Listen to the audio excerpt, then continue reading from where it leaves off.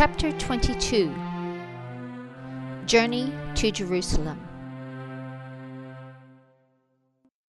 For nearly 3.5 years now, death and destruction had become a way of life throughout the entire world. More lives had been lost in violent deaths during that period than in all the wars throughout history.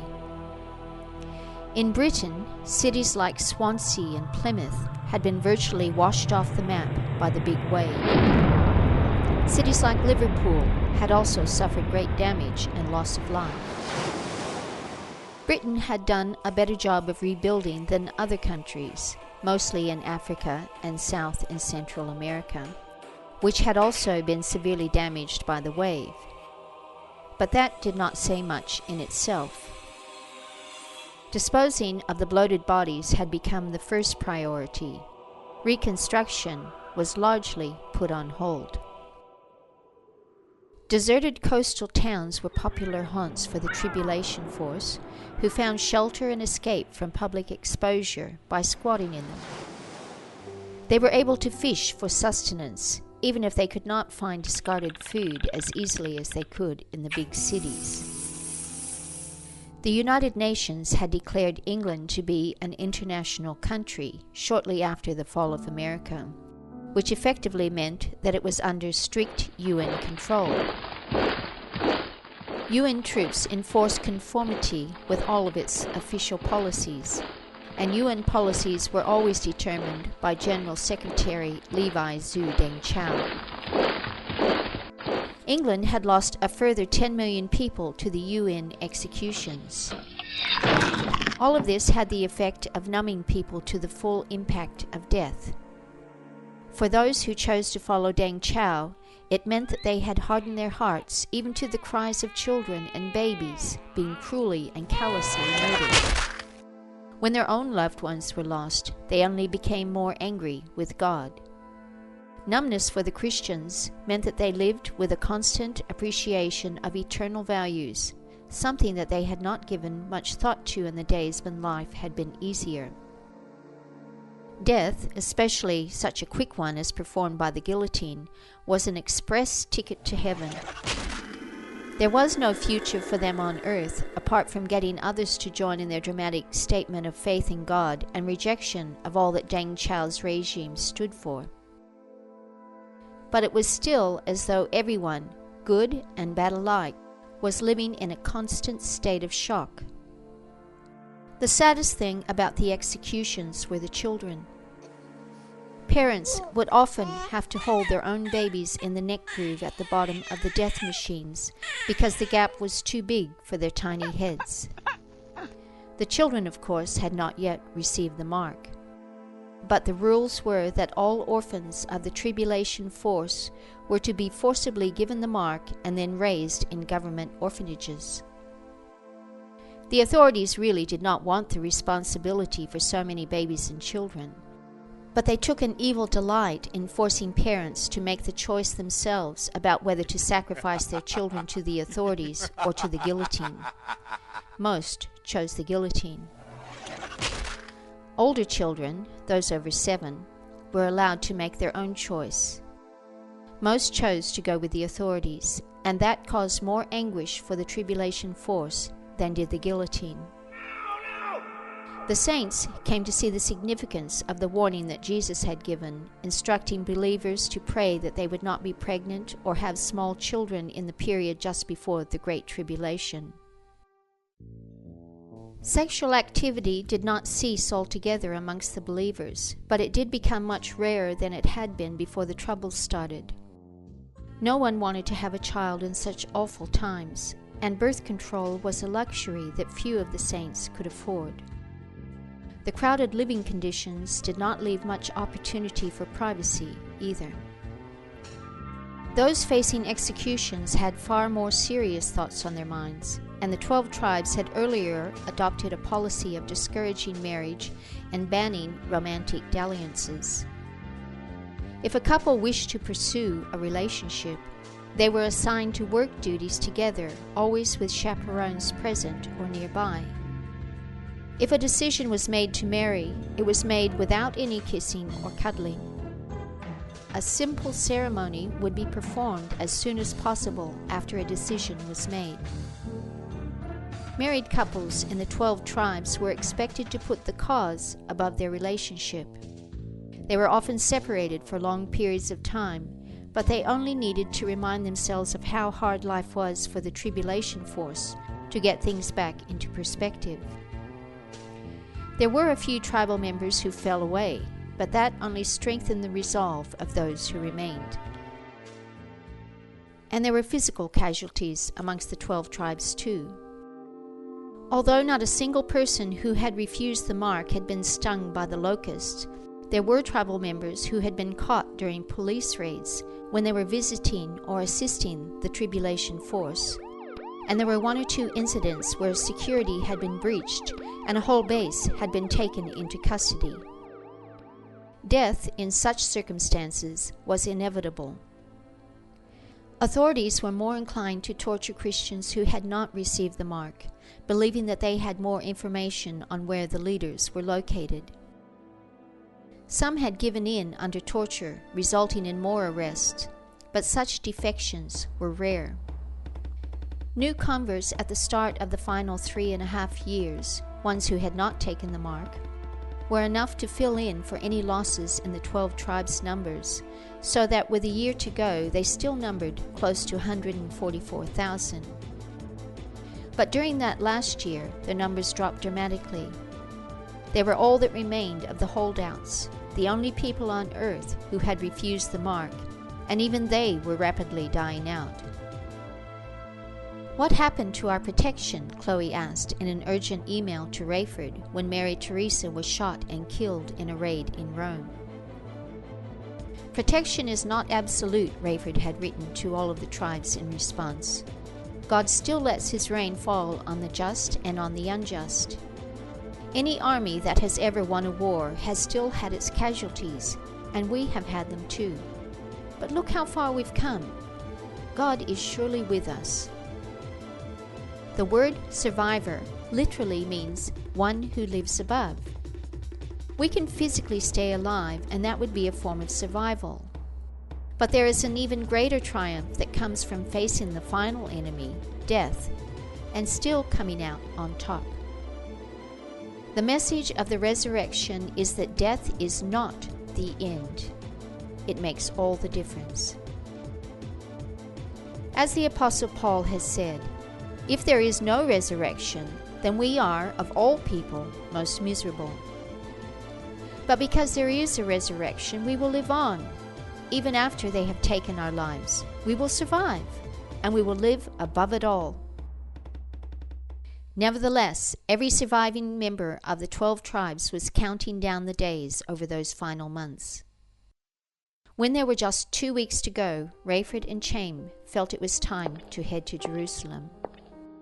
They both knew that it would end in their deaths, and so when they bid farewell to their respective co-workers, it was with heavy hearts.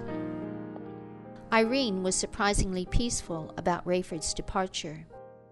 In fact, she was the one who reminded him that they had had much more time together than most of the other couples they knew. "Count the days," she said as he pulled away from their final embrace. "Count the days." The 2 witnesses left behind their computers, their only communication link with the rest of the 12 tribes. They took a change of clothes and a few toiletries, nothing more.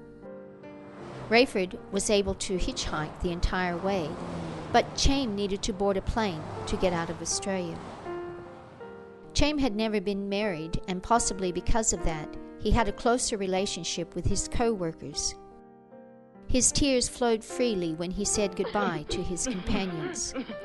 He was older than Rayford, with long brown hair and a beard that had grown of necessity when they ran out of razor blades. "It just seemed natural to let my hair grow too," he said. Chaim walked into Kingsford Smith Airport in Sydney on a warm Sunday afternoon in late November. He was not sure how he was going to get out of the country. He had no ticket, no passport, no visa, no money, not even any identification, and most important, no mark. He got as far as the departure lounges without incident. Australian immigration had ceased checking documents for departing passengers a few years earlier. He located a flight with El Al going to Tel Aviv via Bangkok. When passengers were called to board, Chaim took his place in the queue. A woman in front of him had a seizure of some sort just as her ticket was being checked. While airline staff occupied themselves with her, Chaim slipped past the check-in desk and into the hallway that led to the plane. It was as easy as that. The flight was not heavily booked, so Chaim waited in the plane's restroom till all other passengers were seated, and then he took an unoccupied seat next to the aisle. The plane took off for Bangkok without incident. It reached its desired altitude and then leveled out. Chaim was thanking God for how smoothly it had all gone when a stewardess came and leaned over his seat. "We have no record of a passenger in this seat," she said quietly. "Have you moved from some other seat?" "No, this is the only seat I've been in," Chaim responded, smiling up at the woman with a mischievous twinkle in his eye. "Can I see your boarding pass?" the stewardess asked. "I'm afraid I don't have one," Chaim replied, still smiling. The stewardess looked concerned. "Can you show me your ticket?" "Truth is, I don't have a ticket either," he answered sweetly. "Please wait here," the stewardess said as she hurried off to get a second opinion before proceeding further. "I wonder where she thinks I would go up here," Chaim thought to himself as he waited. In the galley, Hattie, the stewardess, pulled David, the chief steward, out to where he could look down the aisle toward the rear of the plane. "See that man in the middle aisle seat about 6 rows back?" Hattie whispered. "He doesn't have a ticket." "Really?" said the steward, as if that explained everything. "See, I noticed him when he got on. Thought at the time that he looked like one of those witness blokes. Did you see him on TV?" "Oh, yeah," said Hattie as she studied Chaim's features. Chaim noticed the two staring at him, and he fluttered his fingers in a friendly way. "This should be interesting," David whispered as he walked back toward where Chaim was sitting. "You're one of the witnesses, aren't you?" David asked. "I visited your website." He glanced at Hattie, who encouraged him by saying, "No big deal, David. Everybody has." "Thank you," said Chaim, who shook David's extended hand. "So, what are you doing on this plane?" David asked. "Flying to Tel Aviv. I have some business in Jerusalem." "But you really do need a ticket to fly." "You must know that I can't buy a ticket without the mark, and I don't have the mark."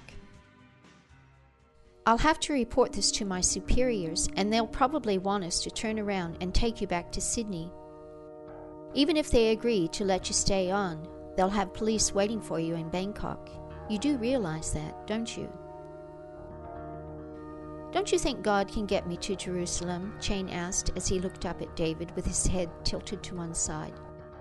"Well, I've heard stories, and I sure wouldn't want to get you angry." "But certainly you wouldn't do something dangerous here, not on the plane, would you?"